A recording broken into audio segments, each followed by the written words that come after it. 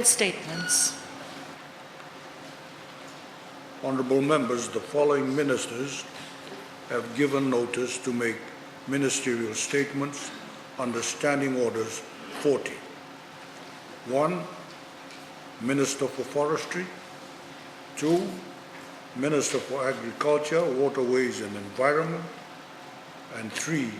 Minister for Health and Medical Services.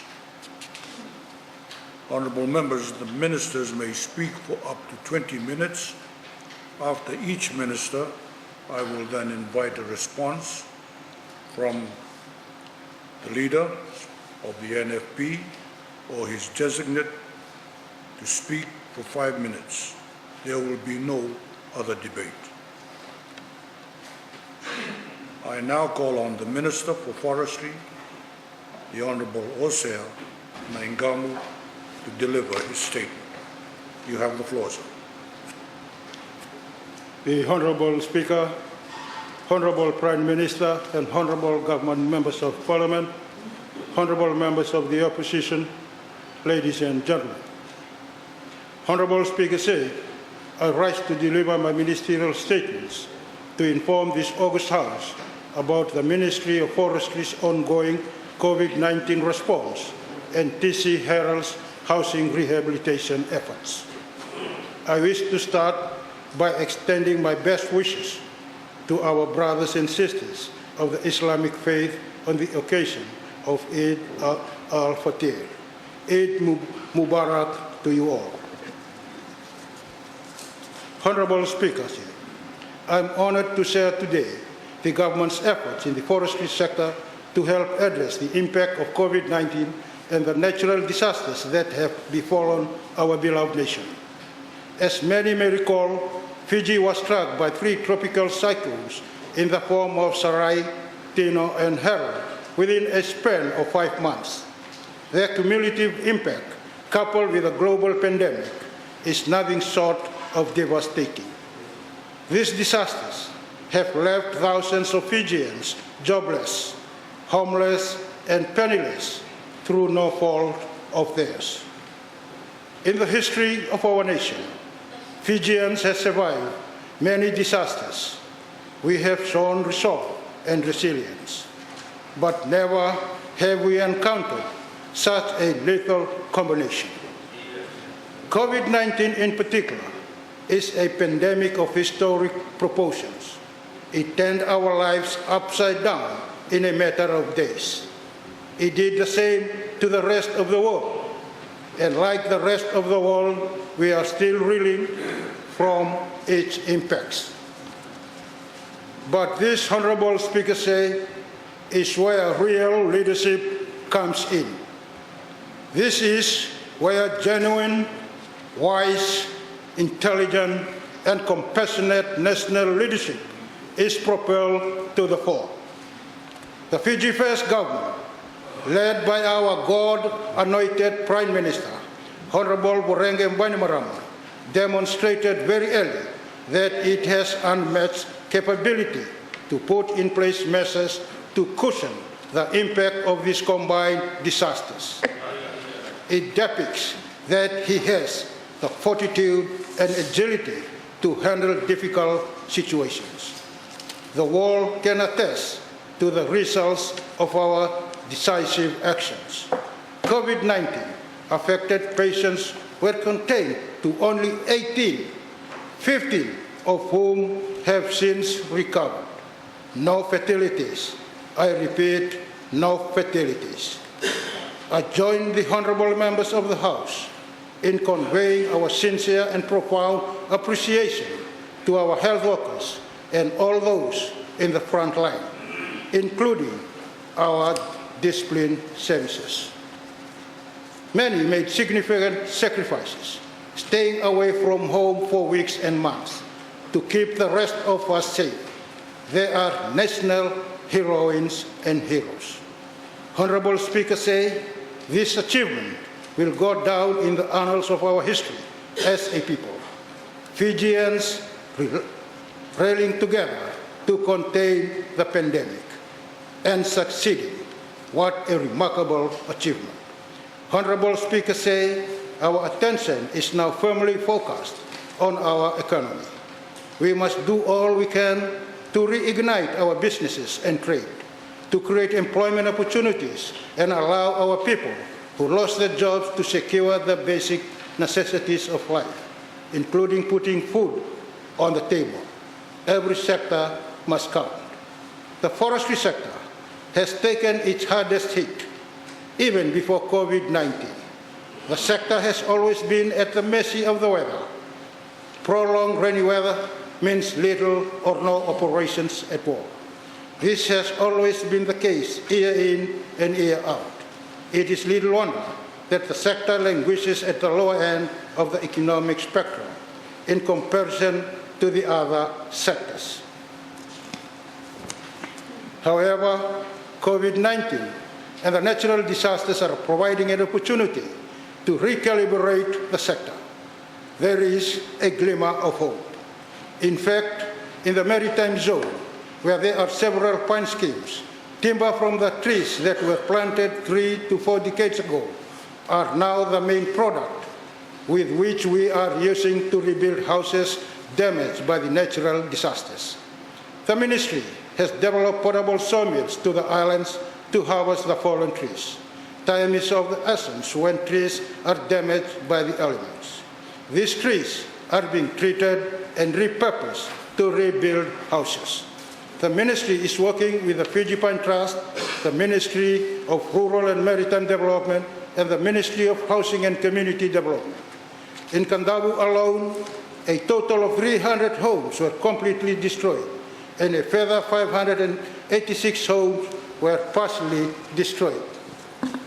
We have also extended assistance to Matuku, Watulele, and Onelau through the provision of portable sawmills, training, and capacity building to empower communities to salvage blown-over pine for their housing needs. Our intention is not to leave anyone behind. And in addition to rebuilding homes, government, through the Ministry of Forestry, is continuing discussions with the resource owners to purchase the fallen trees. It is considering paying stumpage to the resource owners, providing timber to build the homes and trading any surplus timber. It is also considering options to share the proceeds from timber sales with resource owners. We are grateful to the retailers who have indicated their willingness to purchase the surplus timber from the islands. What this means is that there should be enough timber available for our domestic needs. We could even consider exporting. Honorable Speaker say, government's efforts to revive the forestry sector are not done in isolation.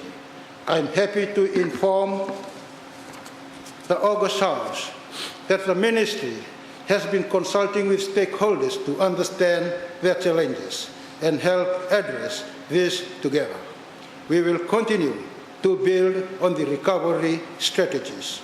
Our consultations have, for instance, afforded the ministry an opportunity to enhance its facilitation process without compromising standards that will ensure the sustainable management of our forest resources.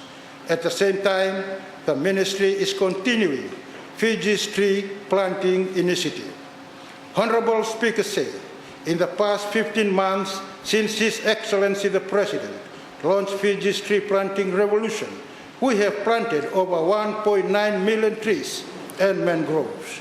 These trees have been mapped and we now have a live dashboard. We are continuing to plant trees within the COVID-19 social distancing measures.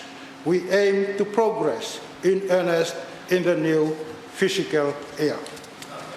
Honorable Speaker say, with COVID-19 forcing people to change their lifestyles, to readjust and recalibrate, people are now rethinking their way of life. Most are turning to backyard gardening and subsistence farming. This has increased the demand for fruit trees like breadfruit, iwi, tarawau, kavika, dawa, camcod, avocado, guava, and etc. As such, the Ministry of Forestry is continuing its effort to empower communities to establish and raise fruit trees, as well as livelihood trees, which could generate returns in a shorter time. They include sikevi, tabola, and even coastal trees like dilo and dongo, to name a few. The ministry will purchase seedlings from these communities for establishment in areas requiring food security and rehabilitation. We are collaborating with the Ministry of Agriculture on this. We are also working with over 150 community nurseries and plan to establish more. I had the privilege of opening 2 nursery distribution centers, Forever and Tailebu, this past Friday. I could already see a bright future for the communities involved. Honorable Speaker said, my ministry, in collaboration with the Ministry of Youth and Sports, has employed numerous youths to assist in nursery production and tree planting in the Western Division. Collectively, they have helped plant over 100,000 trees in the past 4 months. We are also collaborating with the Ministry of Women to actively engage women's groups in establishing nurseries. Materials for building nurseries and training in raising seedlings will be provided to women and youth in both rural and urban areas. And in the midst of the pandemic, and with the assistance of the United Nations Development Program, government is coordinating a Cash for Work or Cash for Tree Planting program, geared especially towards the workers in the tourism industry who lost their jobs due to COVID-19. This program is being facilitated with Conservation International, a civil society organization that has proven itself with community engagement in conservation initiatives. This new program is additional to the UNDP Coordinated Global Environment Fund Ridge to Reef project on reforestation of degraded areas. The ministry is actively engaging resource owners to plant trees in the specifically identified watershed areas. Honorable Speaker say, at this juncture, I wish to acknowledge the support of our development partners and stakeholders in the forestry sector. The UNDP and the Pacific Community, or SPC, in particular, have been forthcoming. Even the World Bank, which funds Fiji's REDD+ program, continues to support the initiative towards carbon trading, yet another commodity for countries that choose to have more greenery. We have acknowledged its continuing support. While our pine communities are committed to replanting trees that have been felled, it is encouraging to note that stakeholders in the sector have also been re-strategizing to ensure they sustain the job of most workers. The Pine Group of companies, Honorable Speaker say, has had to temporarily close the tropic mill. However, it has continued to engage workers by redeploying them to replanting and restoring harvested land. This is commendable in these trying times. Honorable Speaker say, His Excellency the President had sought renewed efforts in building a future worthy of our children and the future generations' dreams and aspirations. The Ministry of Forestry intends to ensure that the forests and ecosystems we leave behind contribute to achieving our people's dreams and aspirations. Fiji may be a small developing nation, but our work towards planting more trees to address climate change, to protect our environment, to enhance biodiversity, to reconnect us to nature, and to provide a more balanced country for our future generations will make a huge difference.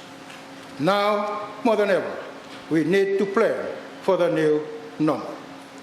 COVID-19 has taught us that life and nature are interdependent. We cannot take things for granted. Honorable Speaker say, as we work together to rebuild our nation and strengthen our resolve in the midst of adversity, we need to work together as a team and not in isolation. I thank you for this opportunity to update the August House on the government's efforts in the forestry sector. And thank you.